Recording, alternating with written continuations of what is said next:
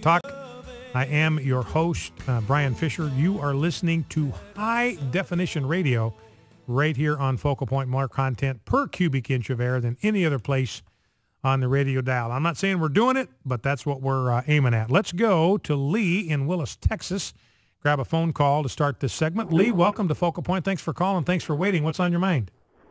Well, thank you so much for taking my call. This is the first time I've ever been able to get on a radio show. Well, good. Glad you made it. Thank you so much. You bet. I'm a Christian person, so is my wife, and what I'm going to say now sounds unchristian, and I ask the Lord to forgive me. But Mr. Obama, the president of this country, is a very evil man. His ideals are evil, and I think they're Muslim-driven. He's shown an advocacy towards Islamic State, and he wants to change this country to an Islamic State. He wants to be governed by Sharia law and guided by the spirit of the Quran. It may not happen now, but it's going to happen if he continues to be in power like he is. He doesn't care about anyone but selected people in the Muslim community. He has selected and covered anybody that goes to Egypt and gives a speech the way he did, instead of being here in the United States of America, tells you volumes about who he was and who he is and who he will turn this country into be. And I'm sorry for that, but it's the truth, and I know it's the truth. And I just hope that one day people will wake up and say, you know what? He's not for this country. We need to remove him. So I ask the Lord to watch over all of us, to guide us and direct us, to keep us strong, and especially the Republicans, stay firm in your convictions. Don't let anyone, Dana or anyone else, sway you from what you know is the right way to run our country. Thank you. All right, Lee, I appreciate that call. And, this question about the Islamic influence on President Obama comes up frequently. And the one thing, we can't see into his heart, but Jesus said very clearly, by their fruits you shall know them. And I've got to agree with my last caller. I just do not see the fruits of Christianity in President Obama's life. I was doing this interview with this historian at University of North Carolina, Chapel Hill, and she was asking me about President Obama's Christian faith. And I said to her, look, no sincerely devoted follower of Jesus Christ could believe in abortion or gay marriage. And she said, well, are you saying Christians can't? I said, listen to me carefully. No sincerely devoted follower of Jesus Christ could believe or support abortion or gay marriage. And she sort of had an aha moment, but you just don't see it. And obviously what you clearly see is far more sympathy toward the Islamic faith than you do the Christian faith. He apologizes every time he goes into a Muslim country. He apologizes for America's evils. I do believe that President Obama looks at this as a racist country, indelibly racist. It's in our DNA. He said that before. Look, it's in the, I don't know if he used the DNA analogy, but he said, look, this nation was basically conceived in racism. It grew in racism. It's racist to the core. He might have even used the DNA analogy that it's in the DNA of America to be racist. Well, if it's in the DNA, if it's part of our core, then you can't reform that. You have to destroy it.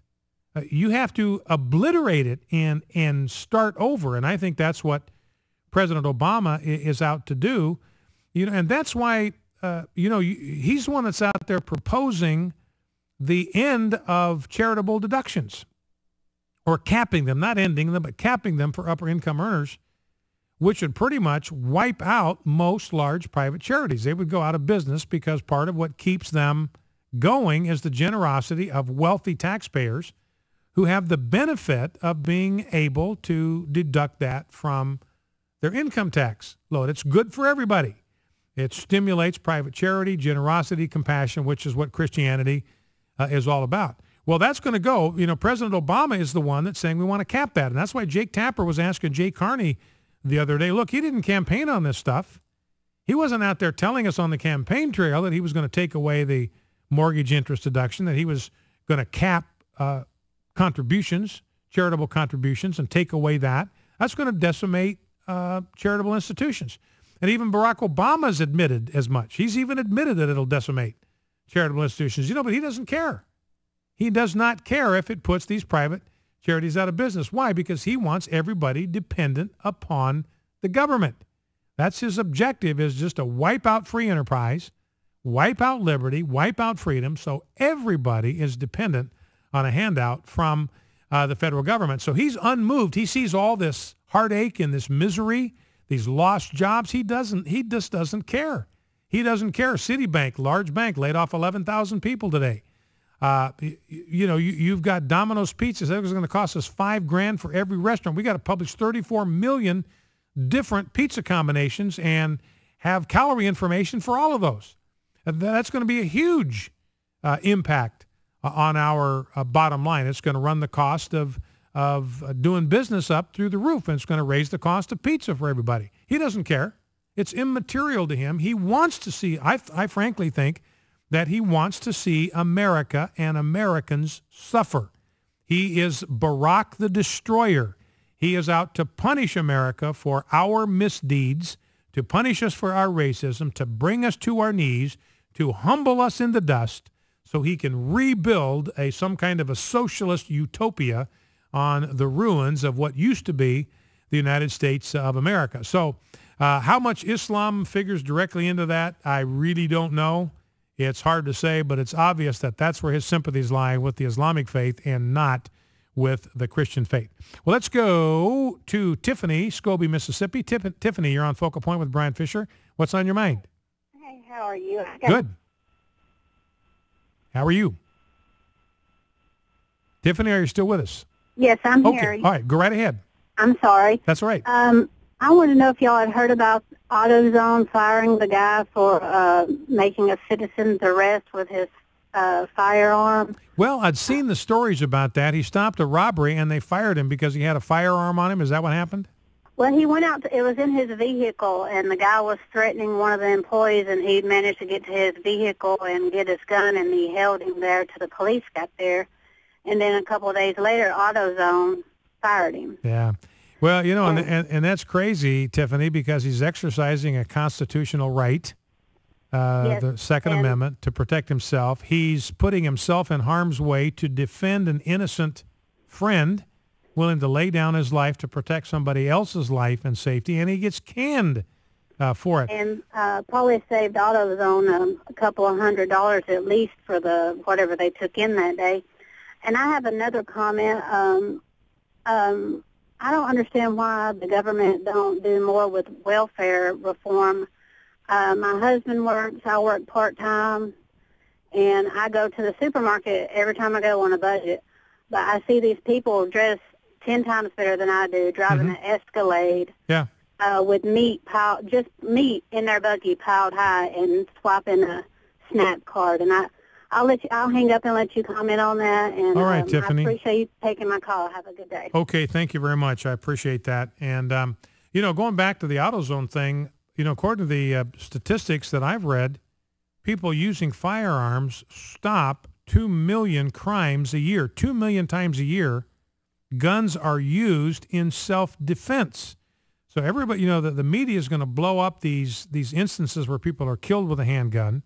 All we're hearing is this Yvonne Belcher guy over and over again. So the media is going to exaggerate that because the Democrats are going to try to crack down on gun ownership in this next term. I'm convinced of that. And I forgot where I was going with this. Oh, yeah, just the fact that 2 million times a year, guns aren't used to commit violence. They're used to prevent violence. They're used in self-protection. We've talked about this debit card and the food stamp deal over and over again. And our last caller, look, they're working hard. Both of them working hard. They're struggling to make ends meet. When they go to the store, they've got to be very careful about how they shop. And then they see people pulling up in nicer cars than they have and using their EBT cards to buy better groceries than they can buy. And, this also is a part of a vulture socialism. You think, well, Obama's just being nice to the poor. I've mentioned this before, but I want to reiterate this. President Obama is handing out a boatload of money to J.P. Morgan. You know who's getting rich off of food stamps? You know where money is going? It's going to J.P. Morgan Remember, we talked about these Obama phones, like the Detroit councilwoman. She wants money to get bailed out. Somebody else up in Michigan, she was up in Michigan, the woman that was going to vote for Obama because of the Obama phone.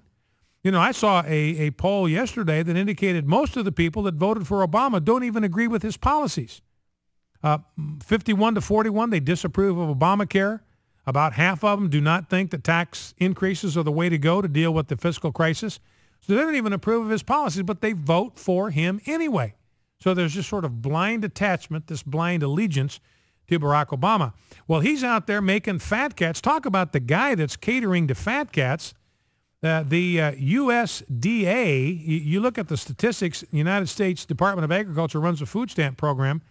You know, somebody has to run those debit cards because they use debit cards now. They don't use the food stamps. They don't go down somewhere and get a handful of paper. They have a debit card that automatically gets reloaded once a month. Well, somebody's got to reload all that. Somebody's got to get the money from the federal government, got to load it into these cars, got to get the cards printed, got to get the cards distributed. That is J.P. Morgan. Do you know how much J.P. Morgan has made from 24 state contracts? This is less than half the country. They've made $492,596.02. So J.P. Morgan is out there making bank off us, off this poverty program, off the welfare program. And, you know, somebody else had got a story in here basically saying, look, it pays not to work. This is by Tate Trussell on the Front Page magazine. And here's the full paragraph. The monthly unemployment insurance payment on average, $864 in 2006. It jumped to $2,667 in 2010. So the monthly uninsurance payment, you believe that, was $2,667 in 2010. $2,667. On an annual basis, that's $32,000. When I come back after the break, I'll tell you the number of occupations where you'd do worse if you went to work than stand on the government dole. Focal Point AFR Talk.